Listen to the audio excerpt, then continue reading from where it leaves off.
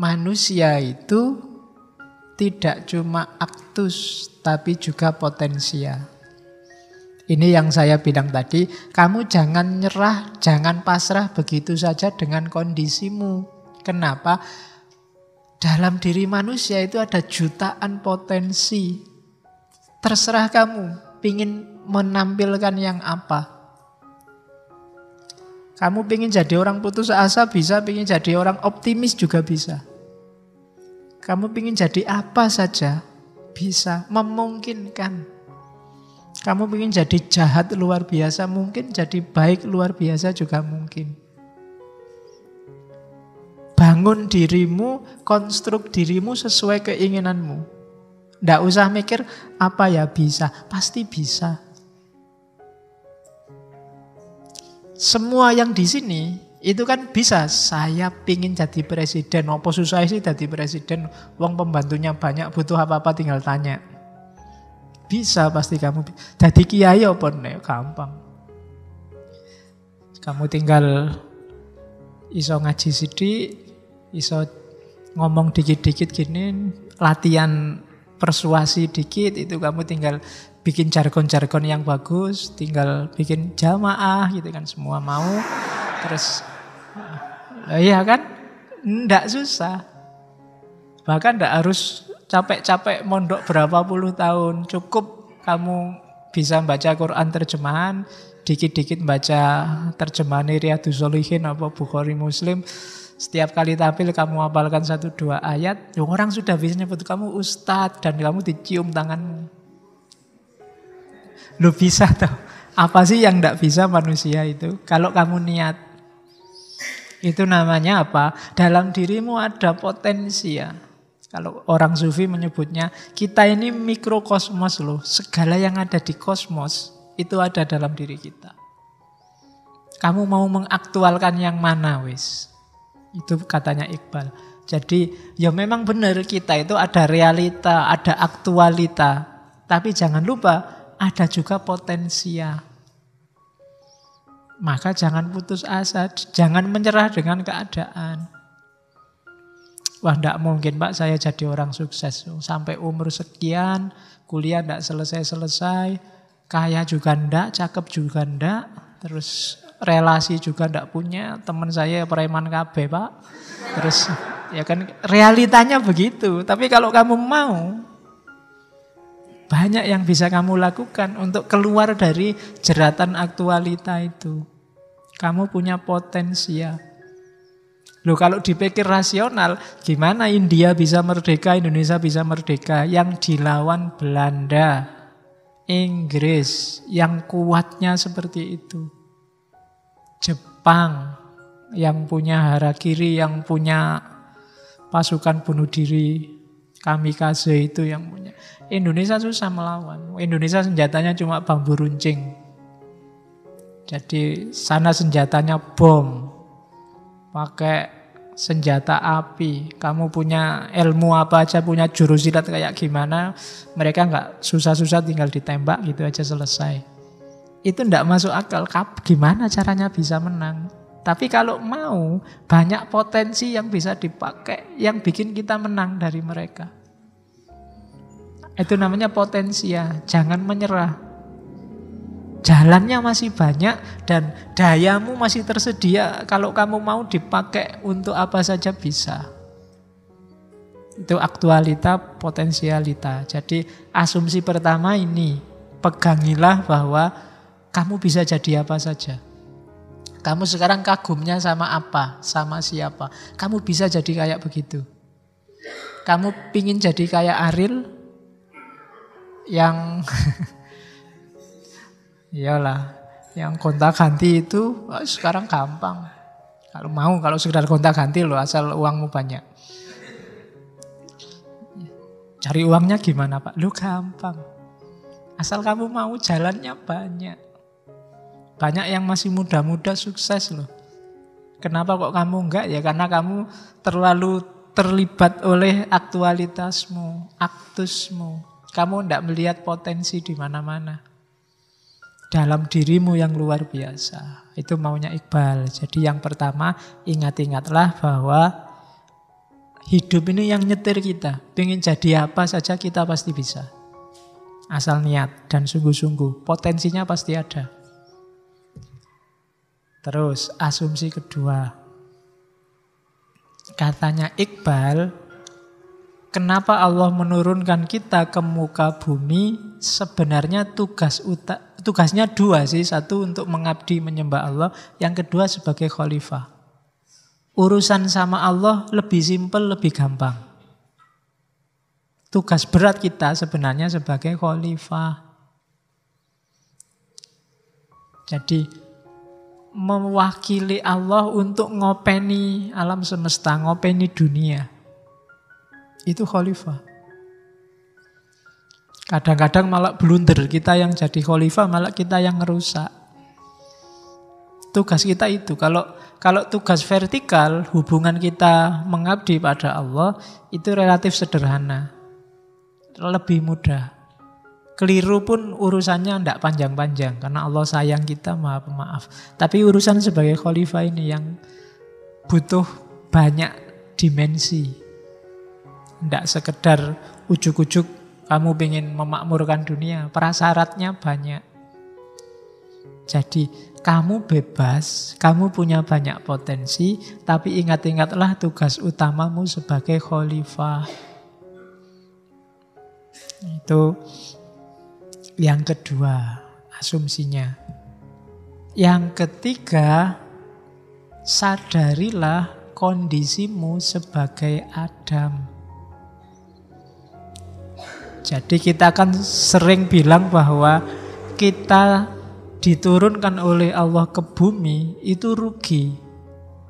Dulu enak-enak di surga sih, ngapain Adam itu kok mau-maunya makan buah yang tidak penting gara-gara dirayu oleh perempuan namanya Hawa. Kan kita selalu mikirnya begitu. Nggak, katanya Iqbal, ya memang skenarionya Allah gitu. Kita belum jadi manusia sebelum kita diturunkan ke muka bumi. Daung kita ini ada nafsunya, ada hasratnya, ada akalnya. Yang kayak gini-gini ini kan ciri eksistensial manusia. Di surga ini tidak butuh semua. Di surga kamu cuma disuruh seneng-seneng tok. Mikir tidak bisa. Nggak ada enak, nggak enak. Surga itu pokoknya enak tok. Kamu bisa, katanya di surga itu, kalau mengulang perbuatan, tambah lama tambah enak. Makan, sekarang enak. Makan lagi lebih enak dari yang tadi. Makan lagi lebih enak lagi. Gitu juga begitu. Sekarang enak lagi, tambah enak lagi, terus tambah enak lagi. Loh enggak gitu itu apa kamu? Kebalikannya di dunia, kalau di dunia kamu makan sekarang enak. Piring pertama, piring kedua sudah turun derajat enaknya. Piring ketiga apalagi. Piring keempat kamu muntah sudah, nggak enak. Gitu juga begitu. Iya. Ronde pertama enak mungkin, ronde kedua capek. Ronde ketiga apalagi, ronde keempat kamu sudah tergeletak. Jadi katanya Iqbal, loh kita jadi manusia itu justru ketika diturunkan ke muka bumi. Bukan ketika kita di surga. Jadi jangan mengutuk dunia, jangan mengutuk turunnya kita ke bumi ini sebagai dosa. Jadi justru begitu kita di bumi, akal kita hidup, insting kita hidup, nafsu kita hidup, ego kita hidup, kemudian kita ada jatah. Wong Allah sejak awal kan sudah ngomong, ini jailun fil ardi khalifah. Adam makan buah apa ndak, tetap nanti kita akan diturunkan ke muka bumi. Skenario-nya memang begitu. Cuma kesadaran ini orang yang sering hilang. Orang sering menyadari hidupnya itu tidak di sini, di bumi. Contohnya para sufi yang kesadarannya ada di langit. Atau orang yang melupakan kesadaran kekinian. Termasuk kelompok yang tadi dikritik, kesadaran imitasi. Itu berarti kan bukan kesadaran kini, kesadaran yang lain, kesadaran di luar sekarang dan di sini, yang dihidupkan sekarang dan di sini. Wong ini negara mana, kayak gimana cuaca hawanya, ya harusnya bajunya seperti apa. Itu kesadaran kekinian, jangan mengimitasi.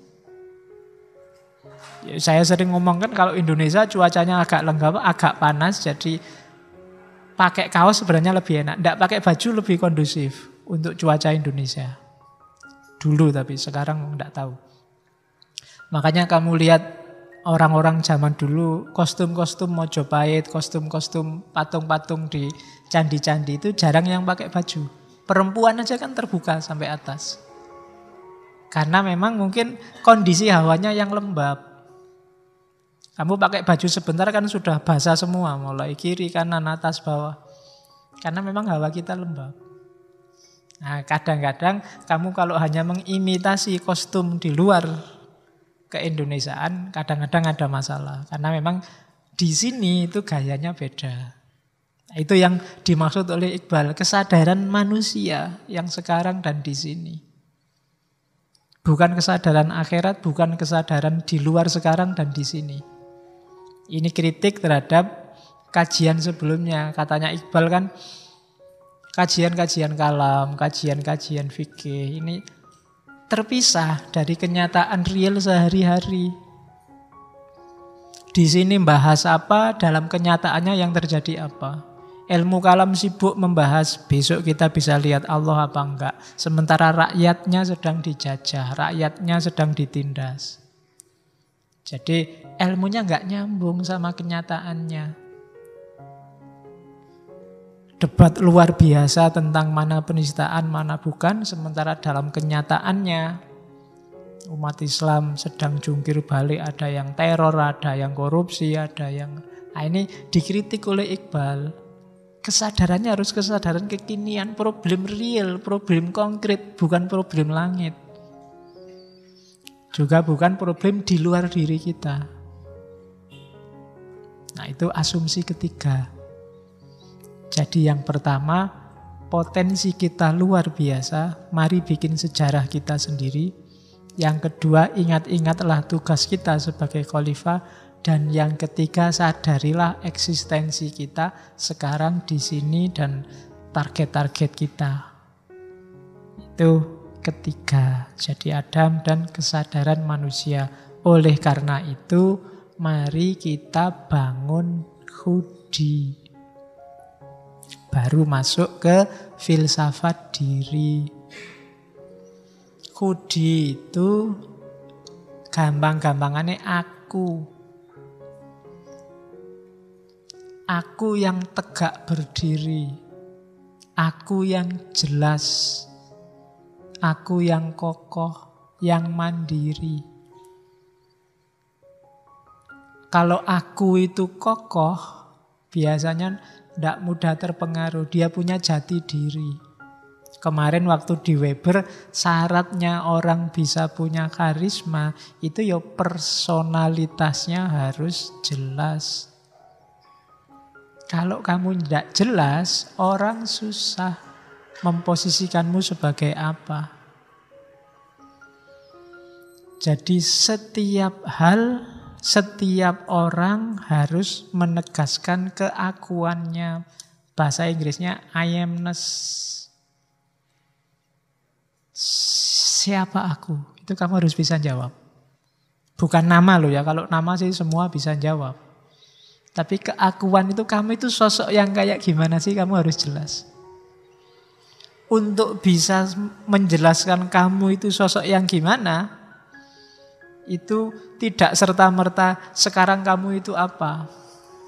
Tapi juga harapan-harapanmu ke depan, cita-citamu yang kamu izinkan masuk ke dalam dirimu. Kamu jadikan pilar eksistensimu itu apa saja. Nah, itu khudi namanya, ego. Aku. Dalam kata-kata aku ada konotasi ketegaan, kemegahan. Jadi orang yang punya karakter, bahasamu sekarang. Jadi orang yang punya karakter itu kan biasanya punya karisma tersendiri. Dibandingkan yang ke utara ikut, ke selatan ikut. Nyari enaknya sendiri. Nggak mau mikir. Yang mau mengalir saja kayak saya ceritakan tadi di depan. Ya, saya Pak mengalir saja. Ada enak yang diambil, ada nggak enak ya dihindari. Pokoknya nah, itu berarti kamu nggak punya planning. Kamu nggak tegas.